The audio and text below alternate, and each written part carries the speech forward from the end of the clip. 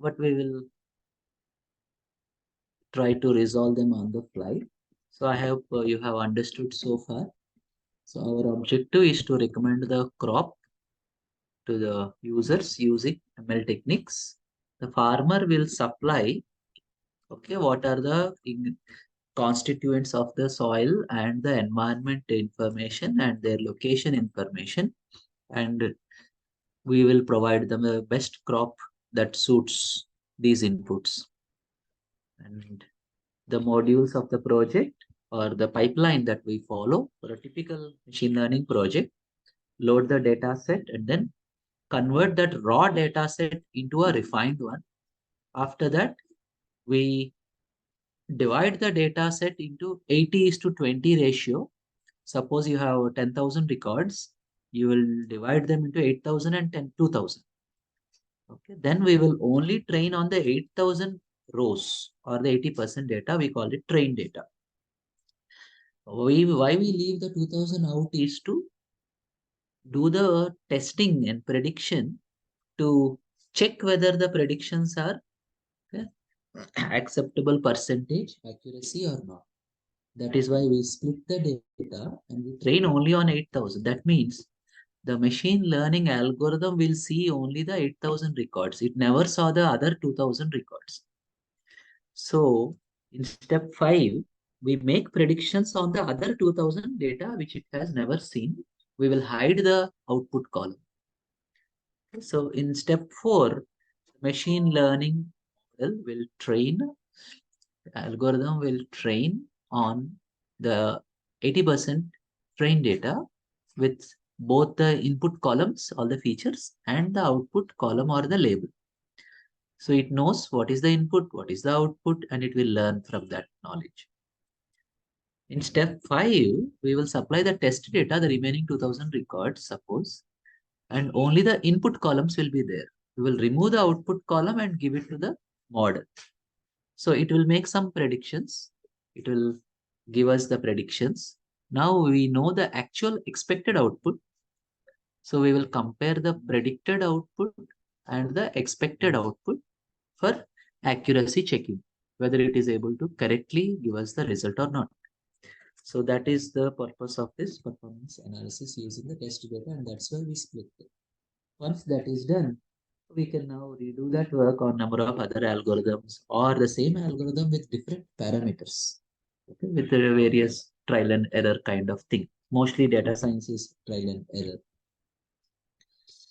And then we finally save all our results, especially the trained, very valuable model, because training will take a lot of time and effort, system resources, computations. So in your project demonstration, mostly we cannot do this live training because the training may take, okay, many minutes or hours depending on the data set. Some projects will take a few minutes, some will take many hours. So in a quick demo, you cannot show the training sometimes. For our project, it is not a very big deal. So we can just finish it up in 2-3 minutes. Once we save the model, that is the end of phase 1. Phase 2, that saved knowledge acquired out all that training, okay, that is the model that we will use for a practical application in a website. We load that model from the disk, and then we take the user inputs from the farmer through a user interface, and then we will use that model to make a prediction. Again, as I said, it is not an exact science. There will be failures. So we should be ready for 10% failures. So you need to test it with different parameters and see the prediction number of times. And out of, say, some 5 attempts, 1 or 2 may go wrong. You may get some unexpected answer also, but that is the expected behavior in ML projects. And we finally display the result. So that is the overall idea. In phase 1, we will be using Jupyter Notebook importantly, and the sklearn 1 to 7. In phase 2, we are going to use importantly the Python Flask framework for web app development. Flask is a Python framework for web development. And of course, for the user interface look and feel, Web pages are done with HTML and CSS. Bootstrap is just to give a better look quickly. That is a CSS framework. So just to save us some time. And finally, these are the tools we are going to use. And if you have Anaconda installed, that will also be an added advantage. So this is a very professional heavy tool for Python project development. It can manage different operating system issues with libraries, installation, and all that. Okay, so coming to the program, as I said, phase 1 and 2. So this is the notebook part where we have the Jupyter notebook, all the steps 1 to 7 coming down. The importing of libraries, the loading of the data set is done over here. So this is a brand new different system. So we may have some hiccups, not sure.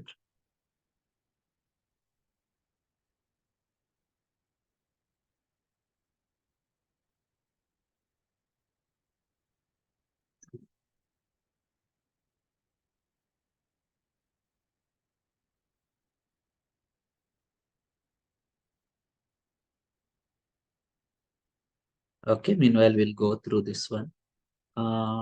Let me show features data set. This will causes confusion. So here is the data set where we have the various districts of Andhra Pradesh and the different soil composition elements and the environmental elements and the label, which is the target column. Our objective is to find which crop is one. So we take the existing knowledge like this one, and then we split this existing data further. So let us see how that is done. Loading all the data and then describing the data. We are trying to understand what are the various columns we have and how they are interrelated. Okay, this is called as EDA, exploratory data analysis. So before the pre-processing can begin, as part of the first step itself, you have the import the libraries, load the data set, that is the CSV file, and then EDA, exploratory data analysis. Right? The various columns that are there, we are trying to see which are important if the data is balanced or not. That is all varieties of these crops. Do they have equal number of rows in our data or not? If suppose kidney beans have only 3-4 records, rice has 500 records, it is unbalanced data. So which is not very good. So then we need to do a little bit of balancing. And then understanding the other columns, rainfall, etc., etc. Then importantly, once this analysis is done, all this is analyzing the individual columns so that we can clearly understand their nature and correlations. Then the pre-processing work. Mostly if you have non-numerical columns, that is a cause for concern. So the district column, which has the city names, that cannot be allowed because machine learning algorithms expect numbers everywhere. So we replace the city names with city codes. Similarly, the target column itself is a categorical column, which means strings like rice, maize, etc. So we'll again replace them with the relevant codes. And then we have district and all the other details as the X, which is the input columns. And the last column, which is the target column, which is nothing but the label. So Y represents the last column or target column. X represents all other columns.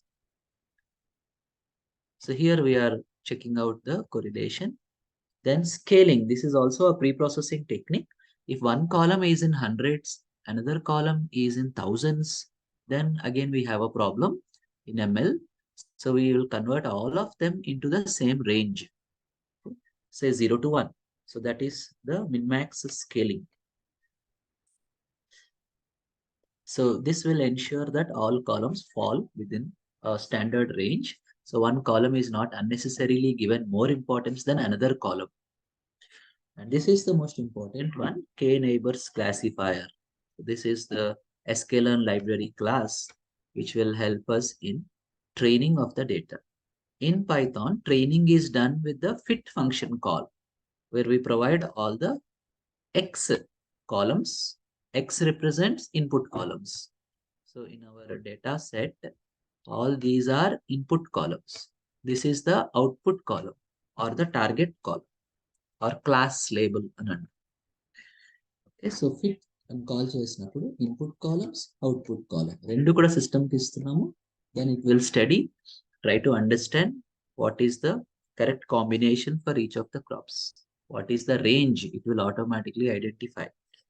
Each algorithm has its own different ways of doing it, but that is out of scope for me to explain. You can just use ChatGPT or Wikipedia to study that.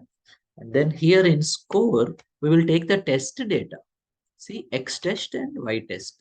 So it has never seen this one. So on X test, we will ask it to give us the predictions. Internally, the predictions are taken, compared with the Y test data, expected outcome, and we get a result.